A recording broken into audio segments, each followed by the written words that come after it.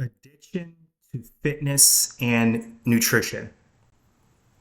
That's what I'm going to address today. I've been addicted to a certain diet for an extended period of time, and I really want to cover this today. Pay attention, stay to the end. You're going to learn a lot. You're going to see me go through a mode where I'm like, you're going to catch on to these things. So please hit that like button. Subscribe today. Comment on this right away. Pause if you need to, because I might say some things that get you upset. This Band-Aid might get you upset, but my daughter gave it to me to put on because I cut myself shaving. It's cute. There's something about when your daughter, 7 years old, calls you cute. I mean, I'm 51 years old. I don't consider myself cute, but I'm like, that's kind of cute. Just want to hug her head, you know? But here we are, talking about addiction when it comes to fitness. Because I got called out on this a few times where I'm like, okay, walking could become an addiction. Okay, no one should walk 4 to 6 hours a day. Compared to what? Hear me out for here. 4 to 6 hours a day here? Tell me where to put that. Should I get in my car right now and walk or drive half a mile up the road to get some coffee? Yeah, sure, let's go do that. I'm addicted to getting in my car because America is. We're addicted to vehicles. We're addicted to that. We're addicted to this. We're addicted to Netflix.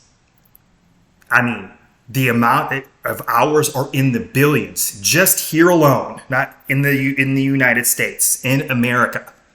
It is completely obnoxious to convert that into 4 to 6 hours of walking as a bad thing. But not saying you should do a concerted effort of walking versus just sitting down and doing nothing. I'm saying utilizing walking as a tool. For me, I'm going to give you a very short story. I'm going to try to keep this under 2 minutes. I got one of these things. It's a fitness watch. They're prevalent out there.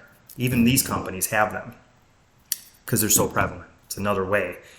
But I utilize it for walking, for taking step count, really taking a concerted effort at one point where I was like, I got one and I realized over a 3-4 day period where I was only walking like 3,000 to 5,000 steps or taking that many steps a day. I'm like, oh my goodness, this is horrible. Not being conscious of it. So what I did is I started walking in the morning. This was years ago. I started walking in the morning. And that 30 to 45 minutes while I'm on this, answering voicemails, talking, Netflix, and I was walking more steps in the morning than I was sometimes even in 2 days combined, where I'm like, oh my goodness. So I moved that to 10,000 steps a day as a challenge with some clients and some friends. I'm like, yeah, let's do this. 10,000 steps a day. Lost 3 pounds of body fat. Lost 3 pounds. Just incorporating that in there. Nutrition was somewhat on point.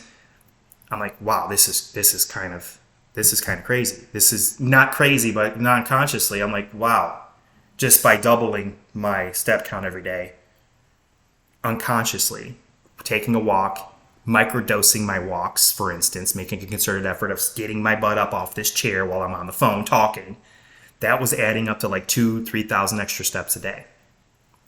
When I'm at the gym on gym days, in between sets, taking walking steps. Not getting on the treadmill at that time. Never got on one. Didn't need to. My point is, I know that was a little long there, but I started moving that up. I moved it to 12,000 steps for a week. And I was doing it by the week, not by necessarily the day, and seeing what my step count was at the end of the week. And I would average like 12,000 to 13,000 steps. And I'm like, wow, and it lost a few more pounds of body fat. And started really plugging that in as that time-saving option because I was walking anyway. I didn't have to necessarily go to the gym and go out of the way to go to the gym to take those steps. Didn't have to. Just started doing indirect microdosing of walking. Did it become an addiction? Sorta, but in a good way. To the point where when you see something work, it can become an addiction. It wasn't doing cocaine. I wasn't doing heroin. I wasn't watching 16 or 8 hour. I wasn't binge watching, I don't know, whatever, take your pick of shows for hours at a time, for weeks at a time. I mean, binge watching became a thing, right? That's an addiction. To me, in my mind, it's like, okay, well, let's convert that into some steps because it works. So I took a 25,000 step challenge. Done. Didn't do 25,000 steps every day again for a while, but it was so much easier that following week to get to 12,500. It just became a habit. There's a difference between addiction and a habit. Tying your shoe is a habit. It's not an addiction, but you do it every day, right? If you're tying your shoes, and some of us, I mean, they got freaking slip-ons now. That's how lazy we've gotten.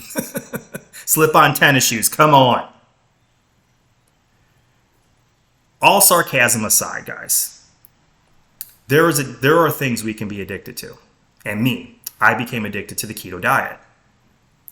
The keto diet is that nutrition part where I was like, wow, I was doing that, walking 12,000 steps a day.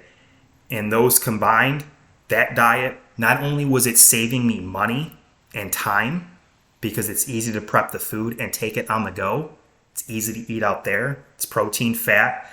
If you can eliminate, it's easy to take out carbs. It can be if you follow that protocol.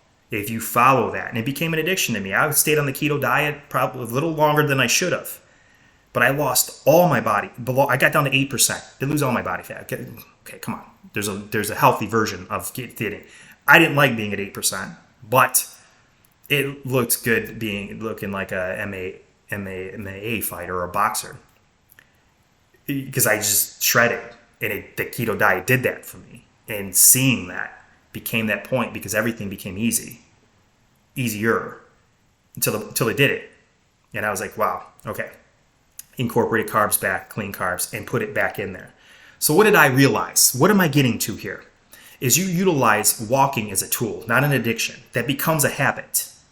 Walking 10,000 steps a day or getting to let's say your sweet spot is 12,000. Let's say it's 8,000. Getting to there and staying there and maintaining. Your body will become adapted to those as you lose. Because on each one of those challenges that I've taken, that you could take, 10,000 steps 1 week, wait a couple of weeks, go to 12,000, wait a couple of weeks, do a 20,000 step a day challenge. I have someone right now doing a 30,000 step challenge just for 5 days, blasting through fat loss barriers, losing an extra 2-3 pounds, and then going right back to 10,000, 12,000, normalcy. Because I'm not saying everybody should be walking 4 to 6 hours a day over being on here 4 to 6 hours a day. No, I would never say that. But utilizing walking as a tool, the keto diet that I was addicted to as a tool, because it can be. It is a tool to use in there's just so much science available in today's world that look at our athletes even. They're staying in sports a lot longer than they should. I'm not going to name names, but we can go down basketball, we can go down football. They're staying longer because of the science behind nutrition, the science behind movement, that we're sitting here talking about it being an addiction. It can be. I know people who are addicted to cardio that just do an hour of cardio, hour and a half every single day, like at high intensity, which can be an addiction. I can't remember the last time I did cardio. I mean, I do concertedly went to do cardio other than playing basketball or a sport, tennis. Basketball is a sport. But again, we got to pick and choose our habits that we utilize as tools for nutrition and fitness. Keto, any diet is a tool. The overall nutritional heavy diet has all our macros in it, right? Protein, fats, carbohydrates. You're not eliminating any of the macros. The micronutrients come along for the ride in our carbohydrates, in our fats, in our proteins. It's not an addiction. There's different forms of that. But pulling that back, putting everything into perspective of where you're not abusing these things. or it doesn't become an addiction. Sometimes, you got to have that support system around you. And that's, you can get that, you can have that. But it's one thing balancing everything. Balance everything. Your body can adapt to anything. It can adapt. I was amazed at how I adapted to a 25,000 step protocol and still did 2 days of lifting, resistance training, and how your body can adapt over time to things. So my body adapted to 10,000 steps a day. But you know what? My overall composition of body stayed between 9 and it's like 13% body fat. And if I move the step count up at any given day to 2,000 for an extended period of time, it was amazing. It became a comfort, sort of an addiction, because I seen what worked is if I move these levels up and down and just being conscious on here. And there's periods of time that you have to utilize things and you have to hone in on things. If you got to lose, 10, let's say you want to lose 10 pounds, your last 10 pounds, you got to hone in and nail down your diet at some point. You got to nail down your step count or your cardio or do HIIT training for a couple times. Are you going to do HIIT training every single day? No, you shouldn't. But that's all I got for this. Comments, let me know what your thoughts are, please. Good or bad, but make them good. Even the Band-Aid. Hit that like button. Subscribe. Much, much, much respect to everybody. Love. Later.